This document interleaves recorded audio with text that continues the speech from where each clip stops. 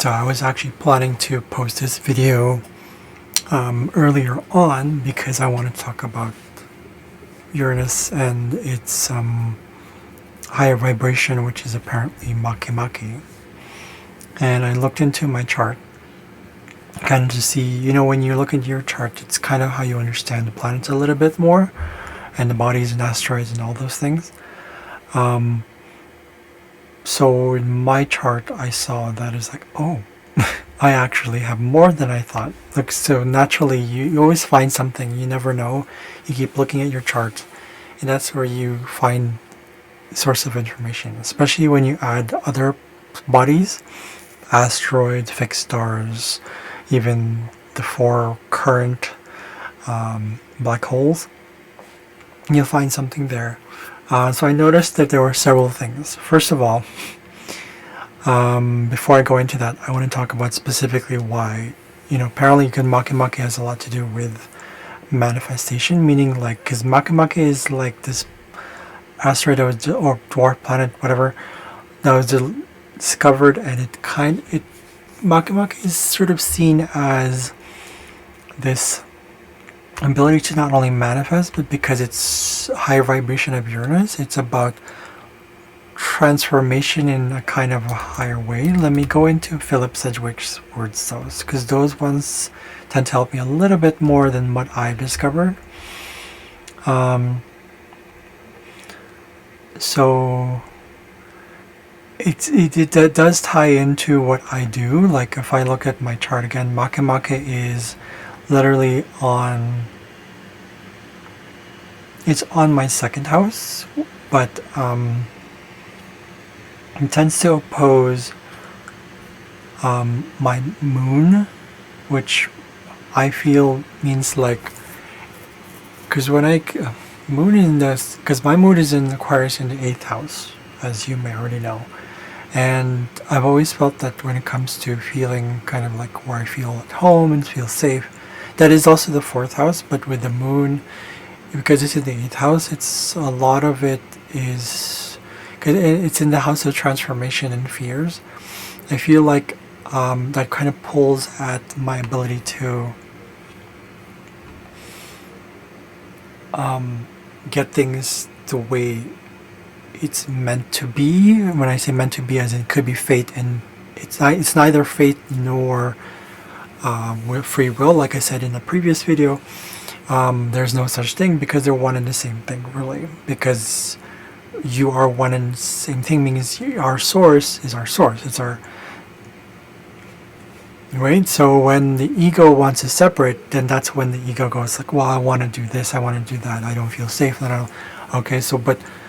And the moon is also affected, it's all, your whole life is affected by what the ego chooses to do, because it believes in separation, or when you give into that false sense identity, false sense of self, then it goes into that, it heads into that direction where, when, especially for me, I'm very sensitive to surroundings, so I feel like, and that kind of, I feel like I usually give into that.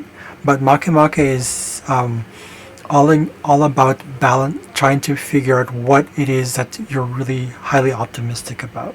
If I looked into Philip Sedgwick's definition, or his, of Makemake, he says it's the articulate and ultra communicative part of yourself. It's self-assuredness, especially through like communication, verbal means, right? Clever, quick-witted, interested in evoking insight and inspiration with speech. So, quick to report findings regardless of impact, courageous, possessing the willfulness to confront the peril required for discovery or spiritual evolution, conscious of family security and safety, protection of the broad. So the bigger picture. I can see why that is, because especially when I was younger, I used to kind of carry the world's weight on my shoulders. Especially with the LGBT, like my community felt like, what's this? I felt like people suffering were my own, and I kind of felt like, but that helped me kind of figure out that it's like, I can help with that, but I don't need to give into the fears, which is from the 8th house, of fear specifically of self-worth and how that ties into the greater whole in terms of like my self-worth with the self-worth of everybody else.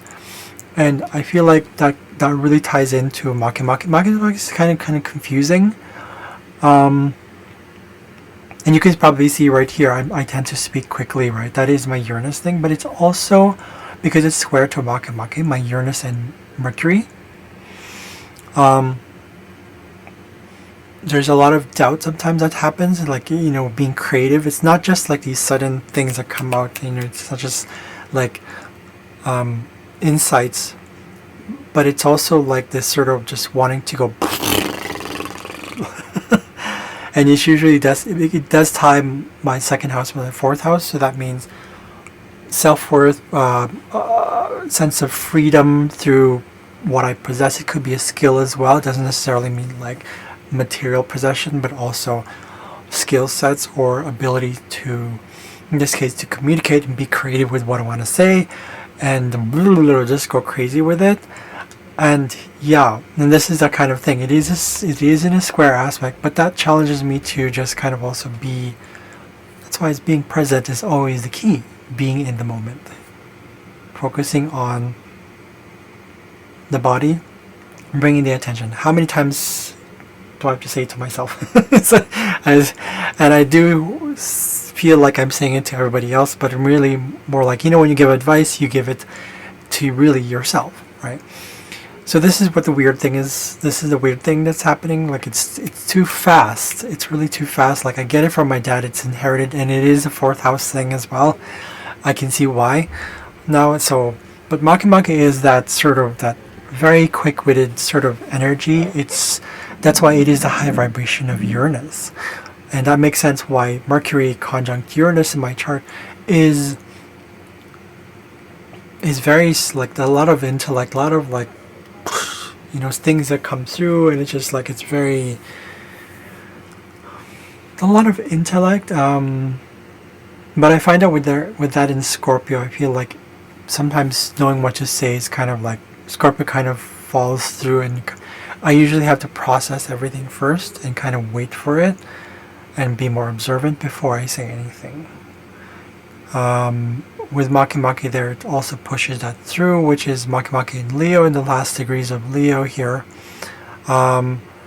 So, but that does affect the whole like self-worth and how I see, like it kind of brings into question. Usually if it's in a hard aspect, then that's where self-worth comes in, right?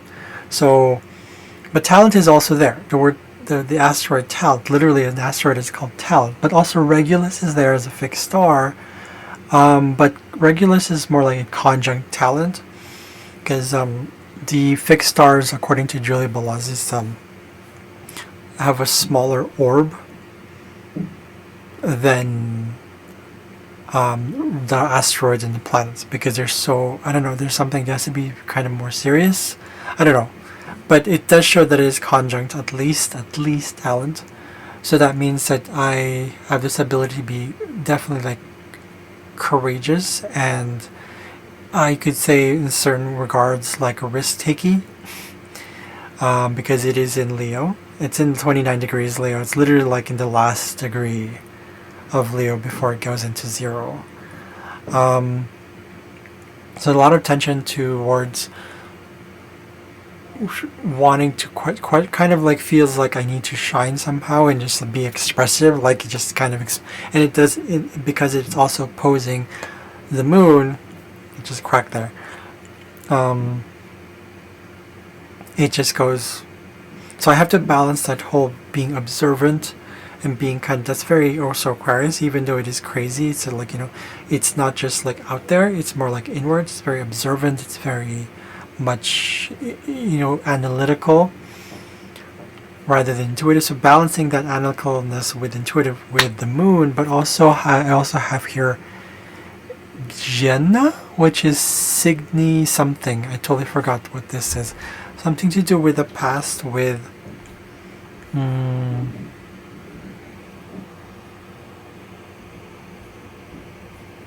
let's take a look here. Okay. something to do with okay, I don't know really much about them, but something about the Greys. The Solipsy Rays were one of the past lives that I had with the Greys. I'm going to look it up right now.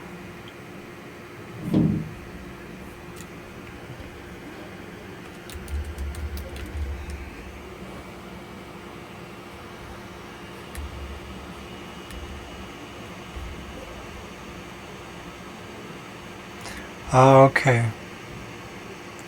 So the Solipsy Ray were abductors. So I think because of that, or the Greys, they come from a star system of the 5 planets of Cygnus constellation, which they name Ama, Mother World. They're about 100 planets. Small. They're small Greys. Okay. 2 billion. Okay. Peaceful. Initially a peaceful race. Not structured on a hive matriarchy. They have no colonies, but nourish interest in development of other species. Have the chance to possess a very powerful that keeps all other houses at bay. Okay.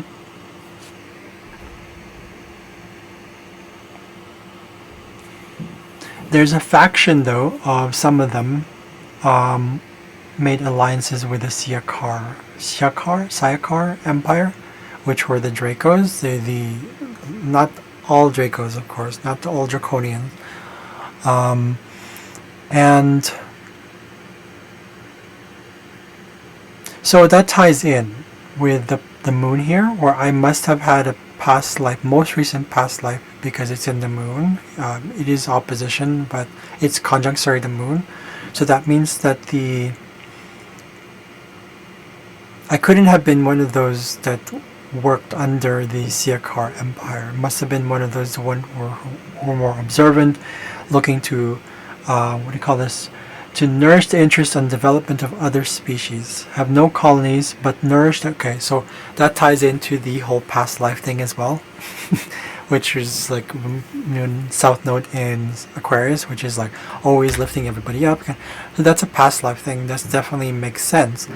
But constant guidance toward you are still guided by the fixed stars, because these are just past lives. These are energies from your memories, from whatever it is. I don't know what to call it. Again, this is the whole Makemake thing. It's moving too fast, and it's just like I don't know what to say. And this is kind of the truth. And this is like something I'm realizing more and more. So anyways, so the Greys. I'm actually going to go into take notes on this because I might forget the Ama.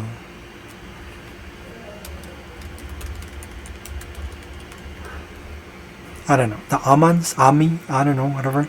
Okay, so something to do with the Greys. So they do look in. So now I know a little bit more about this fixed star.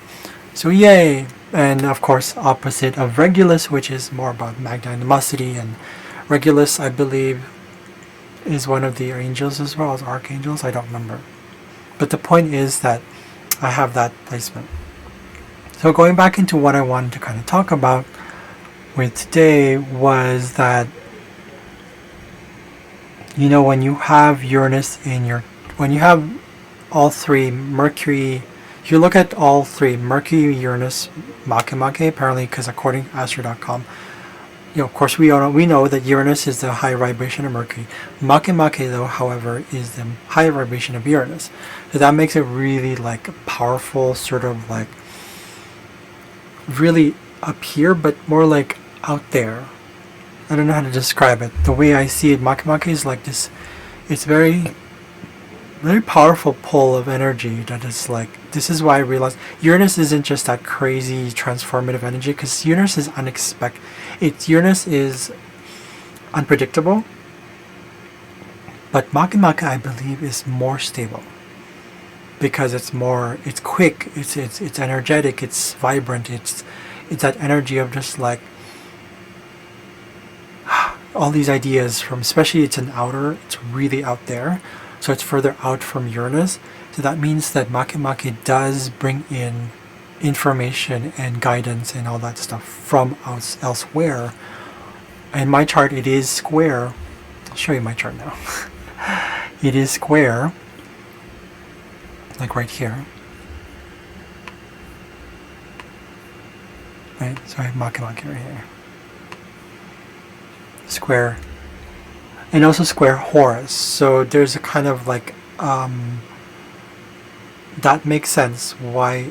Okay, that's why there was a posting I saw. It was like it appeared on my feed on YouTube, here on YouTube, where there's someone who's doing crystals, and one of the things that came to mind right away was like the stone. She said she gave options of looking at what 4 gemstones and which one, and one of them was the one that caught my eye was the clearest one. Everything that's always clear is always the one that draws my attention, and it has a lot to do with Mercury, this whole Mercury Uranus thing. But also Makemake, where I'm drawn to clear things. I've always loved clear things. Like when I had cell phones back then, when you had cell phones and you had those like skins, you can buy the skin separate. I love getting the clear ones, or at least I got a clear one, and I was just like, oh, that's so cool. If I could get a laptop, everything that is like technological that's clear and you can see the inside, love that. That has a lot to do with the Plutonian thing. Yeah, I'm very drawn to that. I have Mercury, Uranus, but also Horus in Scorpio, so it's ruled by Pluto, even though Pluto was in Libra. So Libra is in this case trying to find harmony and peace and balance and all that stuff. So it shows a lot of, like, you can say, clarity towards the mind, because the Mercury is about the brain, it rules the brain. Uranus also rules the nervous system. So when I feel that things are clear, I've inherited that from my family, but also from past lives, because Hadar was also conjunct to Mercury specifically. So there's a lot of trauma. So when you have trauma, you experience this whole thing. It's like you kind of want things a little bit more certain. So a lot of clarity and certainty. That explains why that is for me. Why it's like it makes more sense now. But those are past lives. Now it's like, okay, now I need to be more courageous, and this is why it ties into the North Node. But going back to the Makemake thing, it definitely shows that why that is the case here. It's also,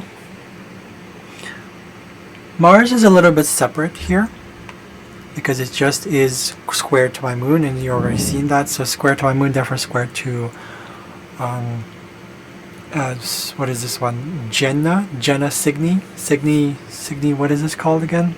Cygni, so whatever. Cygni something. This fixed star. Okay?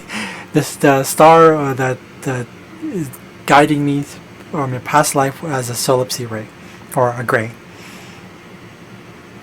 So, but Mars is just that, with the whole, like, when it becomes uncertain, when things are kind of like transformative, you need to go through transformation. Anger is one of the things that I need to usually transform, especially when I relate, and especially when it comes to things that I enjoy. It ties into the 5th house because it's ruled by Leo, and my North Node is in Leo. So, but it is ruled by Scorpio. So Pluto and Mars rule my 5th house. So Mars is already here, so it's right here, and Pluto is there, so it rules the 5th house. And what that means is that because it rules the 5th house, it is expressed through any sort of 5th house stuff is expressed through both 3rd and 4th house for me. I mean, there is, of course, I mentioned before, I know I'm digressing right now, this is part of Makemake, so I feel like now I'm going to digress. I have Arcturus also conjunct, right, Pluto.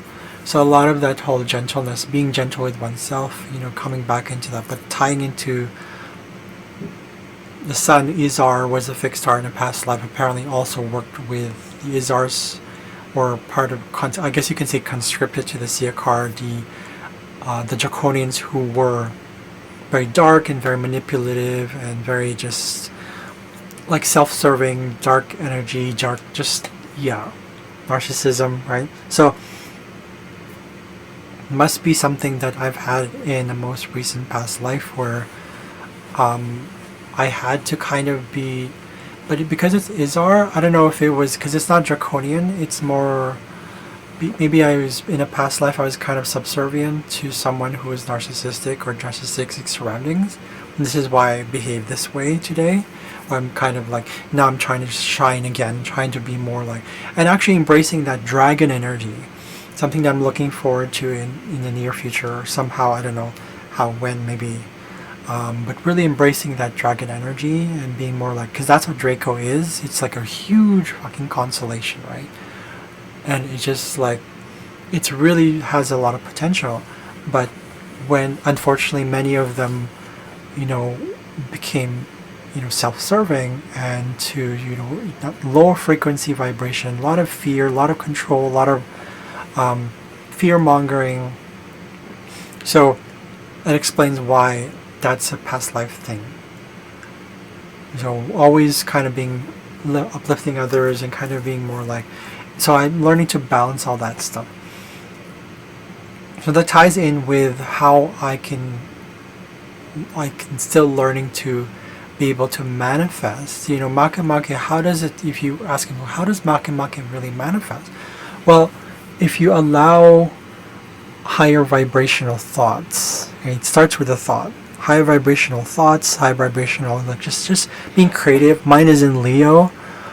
So, and going with that, just like allow yourself to, wherever your Makemake is, allow yourself to be kind of more, just run with it. Right? Even if it's like in an earth sign, run with the doing of things. Be kind of, allow yourself to be creative with the things that you work with. Things, it could be relationships as well. It could be in an air sign. It could be, those kind of things. Whatever this, run with it and allow yourself to be that sort of like, be in the moment. Because Makemake is creative. It's highly creative. It's a fast energy. And Philip Sedgwick said earlier, if I remember correctly, concerned with the broad, or rather is connected to the broad. So that means that it's like connected with the masses, or rather the bigger energy, the collective energy. So Makemake is, because it is an outer planet, so therefore it's more generational for sure. Therefore it is more collective energy. So something smells good. Anyway, so going with that energy as high vibration of Uranus. Yeah, just go with it. At least for me, that's what I'm trying to really go into. So I wanted to tie in here. I actually wanted to kind of add in here that when it comes to Makemake, or rather the 3 planets, you know how we have labels, right? So Mercury, Uranus, all these things are labels. It's thought, it's logic, all these things. To me, this feels like a lot of it is like labeling things, categorizing things, putting things into like, so that we can understand it a little bit more in this limited, constricting, dense 3D form. So, but there's a purpose behind that. The more we label, the more we know, the more we don't know. So the key there is what? Right? This is very almost kind of like that whole, it's very Saturnian, Plutonian sort of thing as well. When you have too much of something, eventually you just, either you implode or explode, and then basically you just get sick of the labels. That's what it is. So to me, the purpose of labels is to delabel, to decondition, to get rid of these sort of like, things that we've kind of come across for the past, at the very, very, very least 2,000 years. I would say fucking like 12,000 years, when we discovered identity and the false sense of self, ego. It started with the age of Leo. That makes sense to me. So, but because that's the purpose, and that's the purpose, because the more we identify and attach, the more we suffer. The more we suffer, the more we want to identify. So it's kind of like a cyclical thing. But when we feel stuck in that, we feel stuck. But the more we get stuck, the more we eventually get sick and tired of it. Hear that? Sick and tired of getting stuck. Because eventually you want change, right? Real change.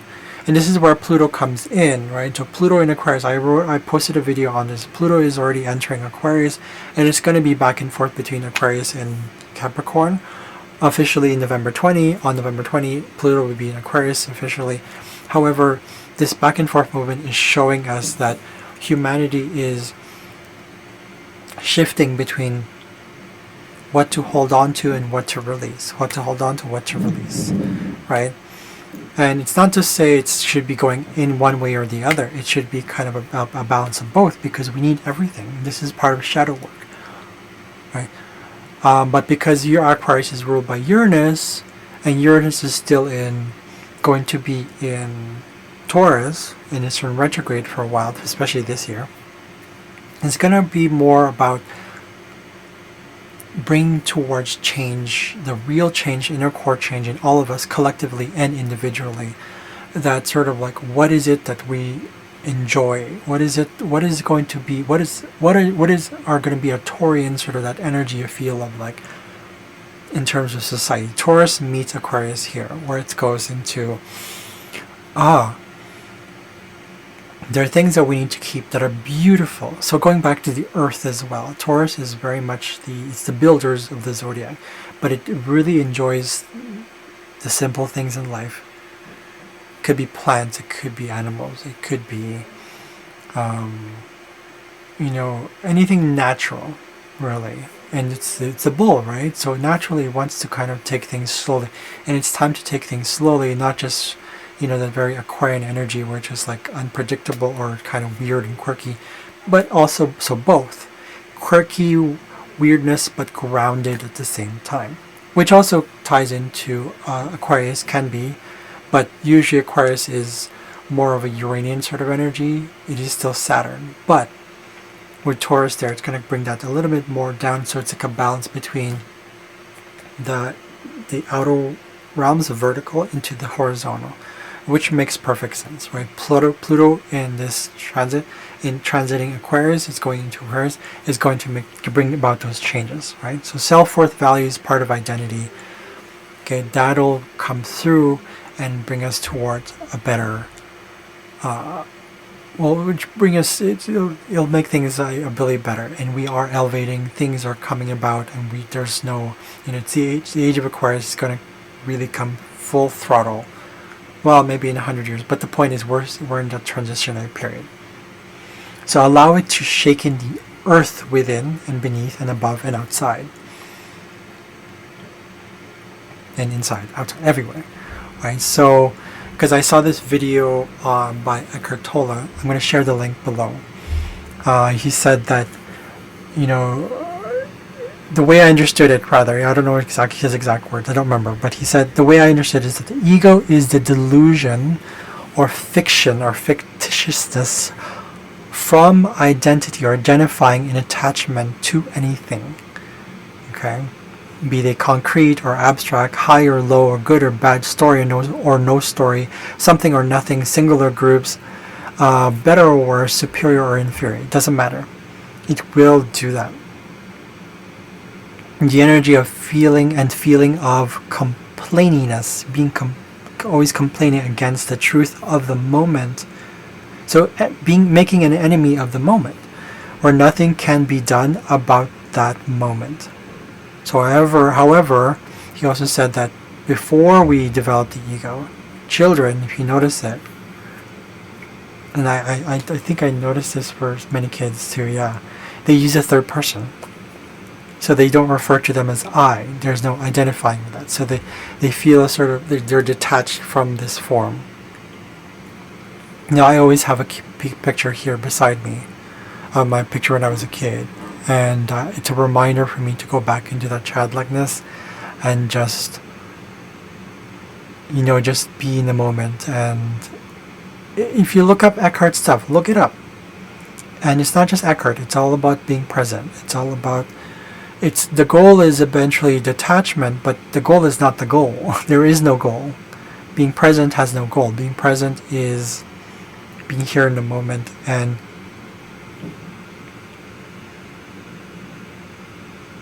you'll find it in the stillness. I don't know how else to explain it. Do the Wim Hof method. I've suggested this so many times before. I've recommended this. I've mentioned it many times before, and I do it all the time. And it feels scary because it's like the cold, but when you get into it, trust me, just something about not just the cold itself, but like the breathing part of the method, and then into the shower. It'll teach you to really be more present. It's not. There's no method that's end all be all sort of thing, but it is in direction. I think it'll lead you into that direction. So, and he talks about in the video, Eckhart talks about in the video about gratitude. Most of the time we think that gratitude is something we say, something we do. It's not a doing, it's a being. So it's a surrendering to the now. So childlikeness, right? The wonderment of being, I call it here. Okay? So the point here is that when we suffer, right, suffer leads to change, because once we're fucking sick and tired of suffering, we want change. We want to. It has brought it to an awakening, right? And because there's a lot of fear. The fear, if we keep ourselves too safe, there is safety, but there is like also too safe, and there's also the opposite of that. When we're kind of in disequilibrium, then it forces us to wake up. Because when you have a seesaw, think about it, the seesaw.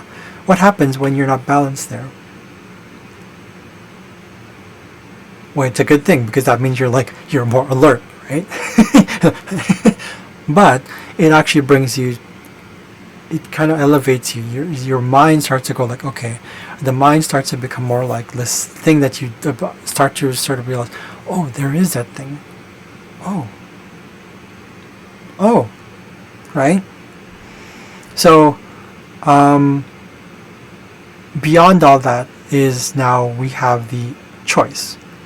Most people are now realizing it's like, okay, many people are really, a lot of people are really like waking up and starting to realize, oh, like, you know what I'm saying? I don't know. See, I can't really put it in words.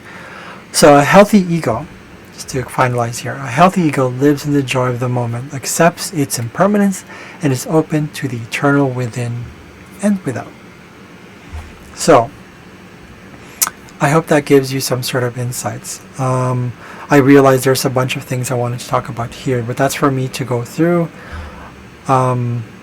It's wonderful. Like, I noticed that it's like, I'll probably post a different video on that one. Unless, okay, apparently I have here a trapeze. Right here, the shape right here. It's a funny shape. Oh, it gave me a triangle. I don't know, whatever. So the trapeze there shows the tension between the squares.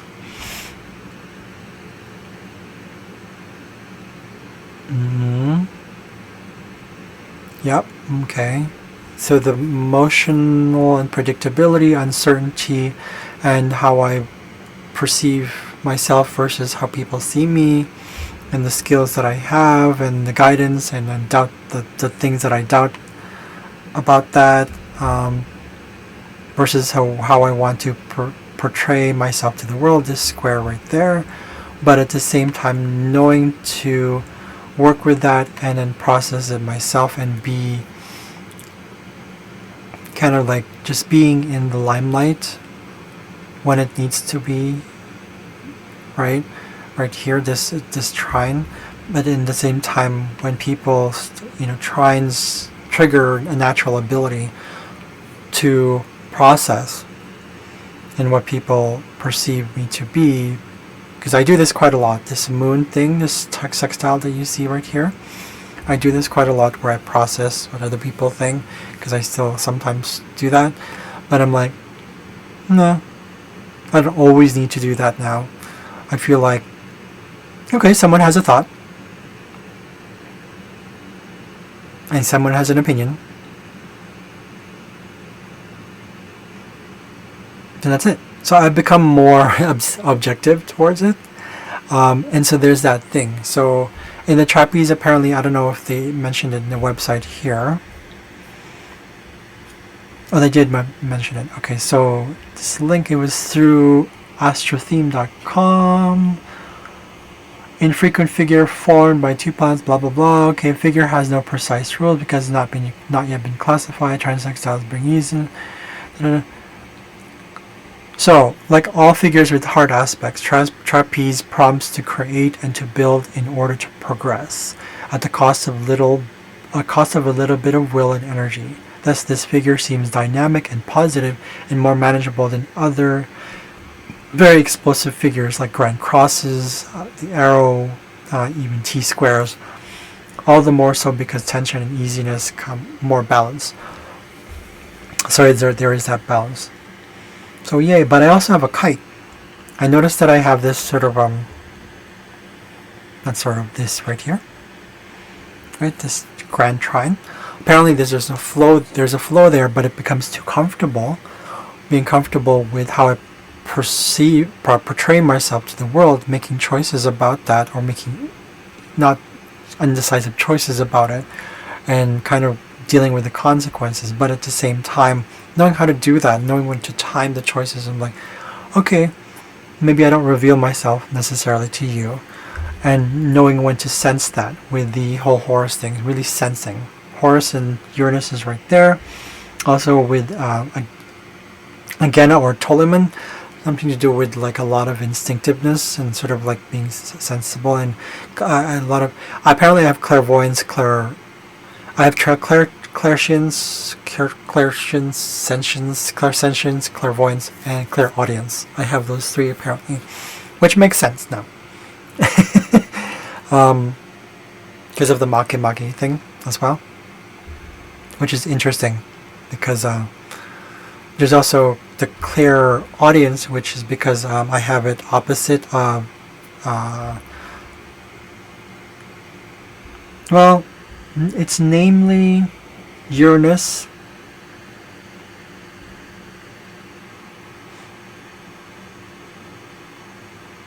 I don't know where to get the clear audience.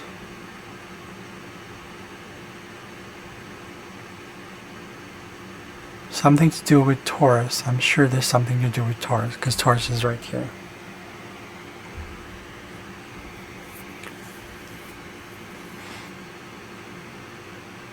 Taurus rules my sister. Okay. There is something there. I don't know. There's clairaudience. Apparently I have clairaudience, which makes sense because I hear well. At least physically speaking, like, materially speaking, like 3D wise. The point is that with this one, even though there is this like trine, this grand trine here, it's actually a kite. There's a kite right here. I'll show you.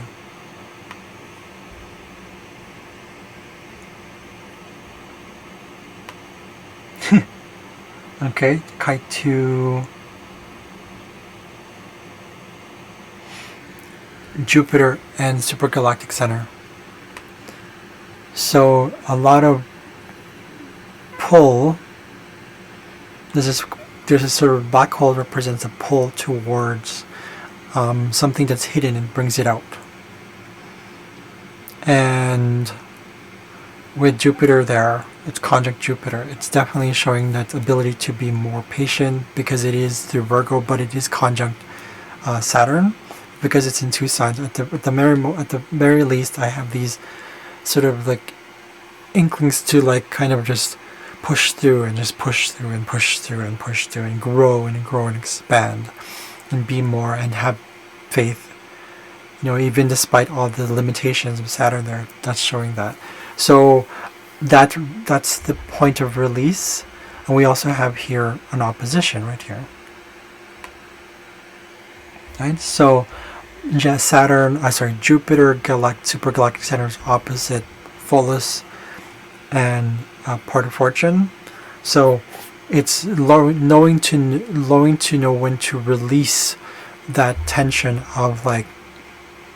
When I say tension, I didn't mean tension. I mean like, because it's the grand trine is so comfortable, and it feels like, okay, I just know what to do. But sometimes I have to make sure and have, knowing when to decide who to trust, knowing to decide who to communicate with. This is what it's really telling me, because you have the third house, ninth house connection here.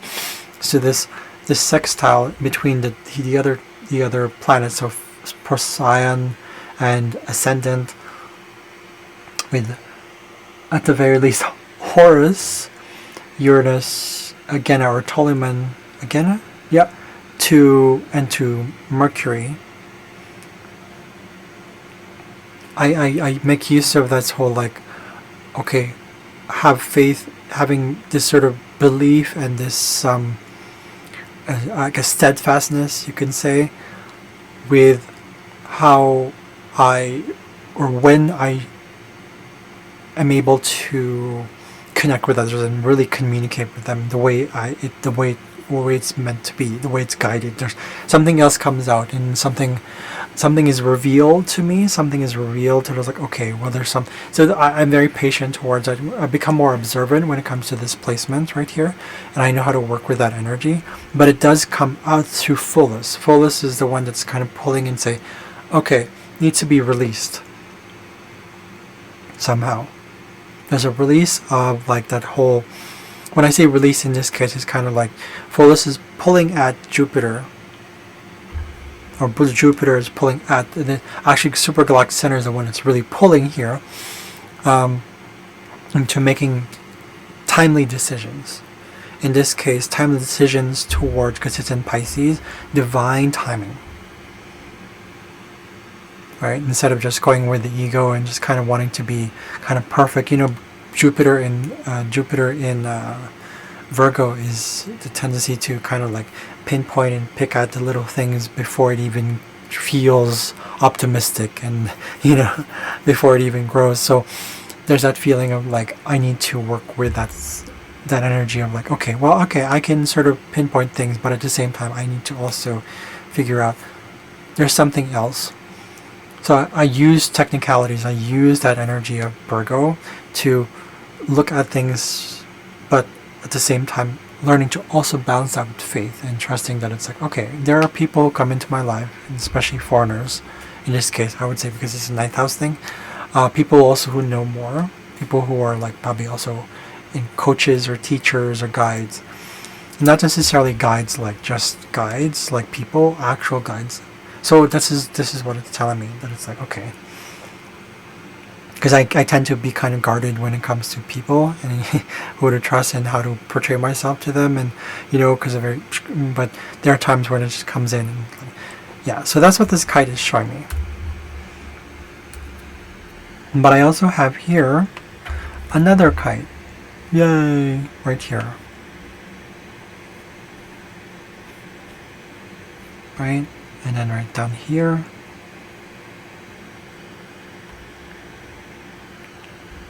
So the pull is Pluto is the one doing the pulling. Obviously Arcturus, probably, most likely Arcturus here is doing the pulling. You can't really see it, but it's down here, in between Pluto and Sun. Probably Izar is also doing that, but I say the Arcturus is the stronger one, because it's the one closest, I believe, to Pluto.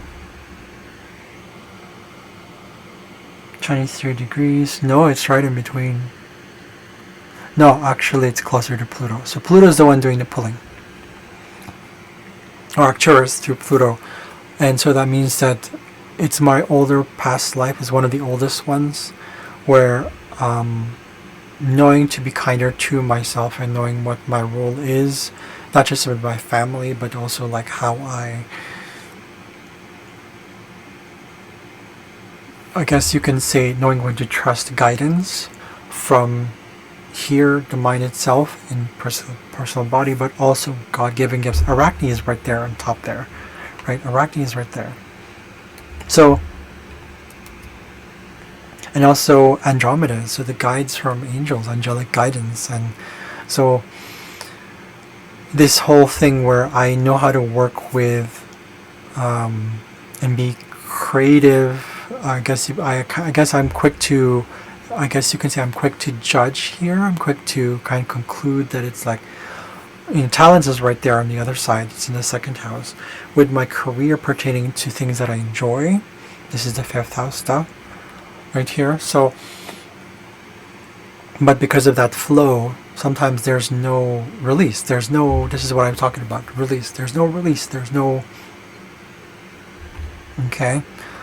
So Pluto is telling us to tell me to like be real with being gentle with myself. And it actually came through with, there's a lot of people that have kind of hinted, but there's also one of I guess you could say one of the coaches that I met, like I'm in this program, and he's not really directly my coach, but like he said that, because I expressed him, it's like I have this intense energy, it's very Plutonian, and I wanted to kind of make things that are different, but sometimes it doesn't have to be out there. It could be just like by doing. It just ties directly right into my North Node in Leo, which is ruled by the Sun. Rules Sun, and Sun is right there conjunct Pluto, and Pluto is conjunct Arcturus. So there's this kite pulling at it, and it's going, right? You see that opposition right there, right?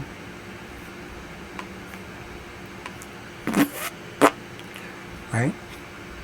So in order for the career or this vocation or things that are career, it's not exactly career in terms of the 3D world definition, the human egoic sort of thing. It's not that. It's really divine timing as well. But in this case, pertaining directly to any sort of like career or job or things. But it does tie into the 2nd house and the 5th house stuff, which is, it's connected also to 10th house and ego and reputation. And I've learned to really let this go a lot, where just like, there's a part of me that does, like one of the things is like, do I get a driver's license again? Or rather, so some of the questions that come through, which I feel it's a lot to do with self-worth. But at the same time, I know that if I don't enjoy it, fuck it, right? Because it's not really tying in with that journey. The timing will come and something will happen. I don't know what will. It is pretty scary because I don't know, right? I want to be more I want to be more independent, but at the expense of what? Right? So anyways, I thought I just mentioned those two, kites and then the trapeze, because I thought those were significant. In any case, point that I'm sharing, the reason I kind of wanted to go into that, because I wanted to show that it's, if I can do it, if I can go through these things, if I can learn to constantly, if not consistently, come back to groundedness and being in the moment, so can everybody else. So can you. I really suggest looking into stuff that I've gone through, like, Wim Hof method, look up the Eckhart stuff, anything to do with just being present. You'll feel it. You'll know. If something doesn't work, your body will tell you. I would say listen to that. The gifts of the gifts of the thought that we have is that we get ideas, but being attached to them is another thing, right? So, in any case, I thought that was helpful. If that helped you in any way, great. If it didn't, that's fine too. It is what it is, and thank you so much for listening. I will post a video on a meditative video if you'd like to work with it and work with the energies of Uranus. And I know the vibrations frequency of Makemake. Maybe I'll do one for Mercury, but Uranus is the one that's high vibration, so I would say it's like the center point between the two. So I'll post it after this video. So looking forward to that one. That was fun. Thank you so much for watching. I'll see you guys later.